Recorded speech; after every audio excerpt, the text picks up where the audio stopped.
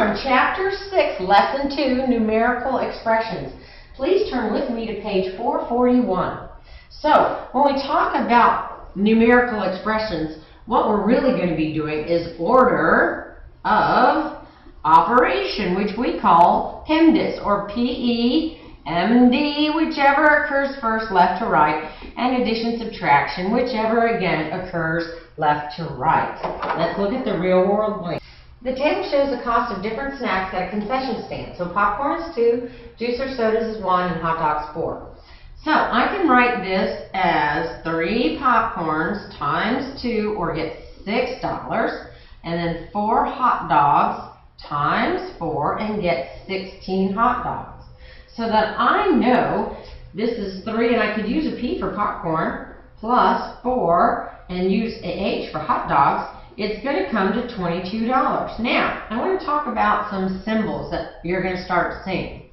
The invisible operation is always multiplication. Multiplication can be written like this: 2 times 3, 2 parentheses 3, or if I have a letter, 2b, where b is equal to 3. So again, in that case, once I substitute in, it's 2 times 3. So, multiplication can be written in different forms. Multiplication. And the one that is going to be the newest for you is this, which we call the invisible operation. The invisible operation will always be multiplication. Okay, turn the page. So again, numerical expressions, we're going to deal with order of operation. We have parentheses, we have exponents, we have multiplication, division, whichever occurs first, left to right, and addition, subtraction, whichever occurs first, left to right. So a numerical expression will only have numbers in it. Once we get to algebra, we'll call those algebraic expressions, and they will have numbers and letters. So, the most important thing that I can teach you when you're solving these problems is to set them up and solve them vertically. Vertically means up and down, not left to right. So I have a subtraction and addition. I'm not going to do the addition first. I have to do the subtraction. Why? Because PEMDAS says addition, subtraction, whichever occurs first, left to right. So 10 minus 2 is 8. 8 plus 8 is 16, so the answer to this is 16. And again, I will always work vertically so that I don't miss anything. In problem number 2, we have 4 plus 3 times 5. I'm not going to use the x because I don't like the x. At this point, they shouldn't be using it. You can put a dot or put the parentheses. I know I have to do the multiplication first, which gives me 15. I bring the 4 down, so my answer is 19. All right, your turn. Pause the video. So I got 40 and 32. And again, I turned the multiplication x's into dots. And then I also used parentheses. So in problem number B, again, I have division and multiplication, and I had to divide first because PEMDAS says multiplication, division, whichever occurs first, left to right. Very important. Okay, let's keep going. Okay, so we know multiplication, division, addition, subtraction is fairly easy. Now we have to deal with the hard stuff. These are our parentheses and our exponents. So again, here's our parentheses, and then this is our exponent.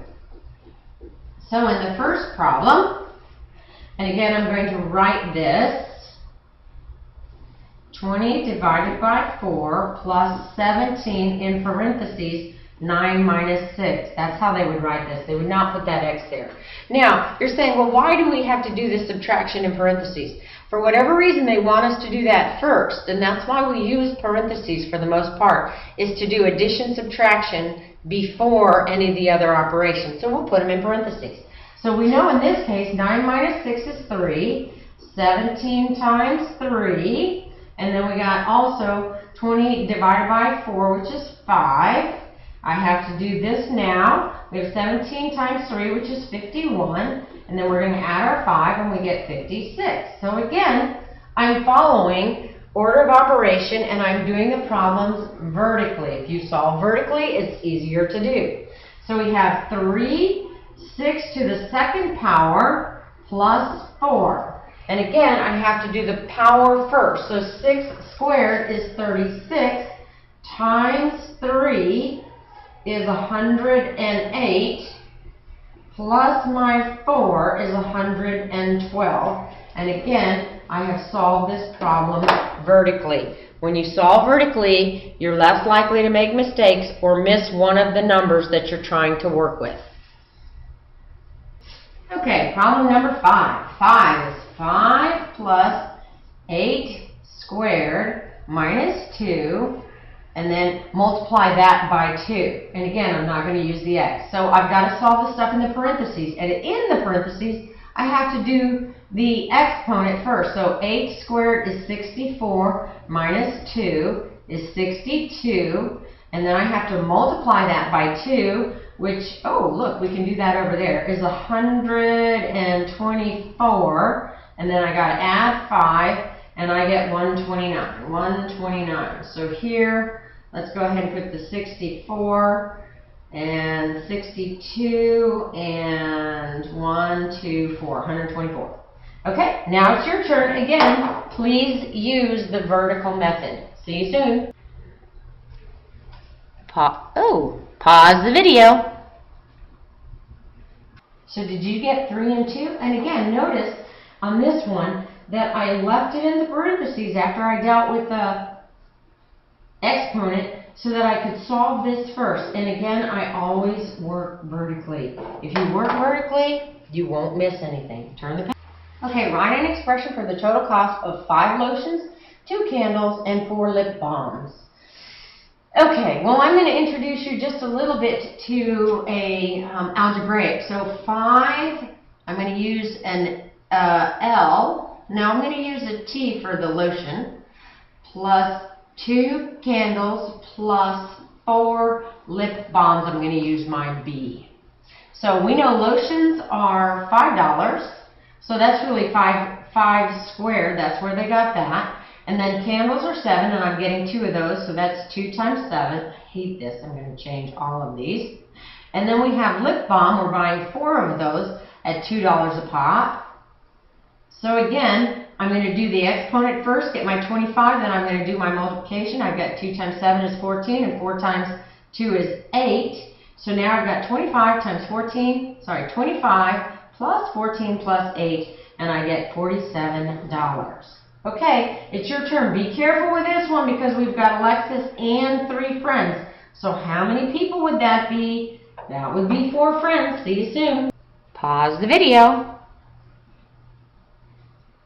Did you get 28? In this case, I decided to go ahead and add all of the dollar amounts in parentheses and then multiply it by 4 because there are 4 people. And I got 28 bucks. Okay, time to do the guided practice. See you soon. Pause the video.